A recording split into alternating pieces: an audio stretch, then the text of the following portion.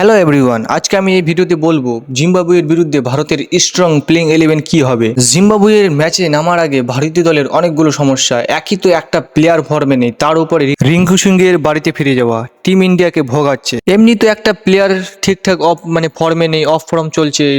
তিলক বর্মা, অভিষেক শর্মা, বরুণ চক্রবর্তী ঠিকঠাক খেলতে পারছে না, তা নিয়ে অনেক মাথা ব্যথার কারণ। তো ভারতীয় দলের স্ট্রং 11 কি হবে এই ম্যাচে? জিম্বাবুয়ে ম্যাচে অবশ্যই টিম ইন্ডিয়ার এক দুটো পরিবর্তন করা অবশ্যই দরকার, কারণ টিম ইন্ডিয়ার দুই তিনটে পরিবর্তন করতে লাগবে। কারণ অভিষেক শর্মা, তিলক বর্মা যা খেলছে তার জায়গায় তো অন্য প্লেয়ার খেলাতে হবে, কিন্তু খেলাবে কাকে? তারপরে রিঙ্কু সিংয়ের বাড়ি ফিরে যাওয়া আরো টিম ইন্ডিয়াকে সমস্যায় ফেলেছে। তো আমার মতে ওপেনিং করবে, যদি অভিষেক শর্মা খেলে তো অভিষেক শর্মা, তার সাথে খেলবে ঈশান কিষান, আর না হলে সানজু ওপেনিং করবে অভিষেকের সাথে, বা তিনি ঈশান কিষান খেলতে পারে। অভিষেক এবং সানজু যদি ওপেনিং করে তাহলে লেফট রাইট কম্বিনেশনটা ভালো মিলবে, আর নাম্বার 3-তে যদি ঈশান কিষান খেলায় তাহলে ভালো হবে। আর যদি চায় না আমরা অভিষেক শর্মা এবং ঈশান কিষানকে ওপেনিং করাবো, নাম্বার 3-তে সানজুকে খেলাবো, আর নাম্বার 4-এ ক্যাপ্টেন সূর্যকুমার যাদবই থাকছে, নাম্বার 5-এ হার্দিক, নাম্বার 6-এ শিবম, নাম্বার 7-এ তোমার ওয়াশিংটন সুন্দর রিঙ্কু সিং এর জায়গায়, নাম্বার 8-এ হচ্ছে তোমার অক্ষর পটেল, নাম্বার 9-এ আসদীপ, নাম্বার 10-এ বুমরা, নাম্বার 11-এ বরুণ চক্রবর্তী। তোমাদের মতে টিম ইন্ডিয়ার প্লেইং 11 কি হবে? কমেন্ট করে জানাতে ভুলবেন না।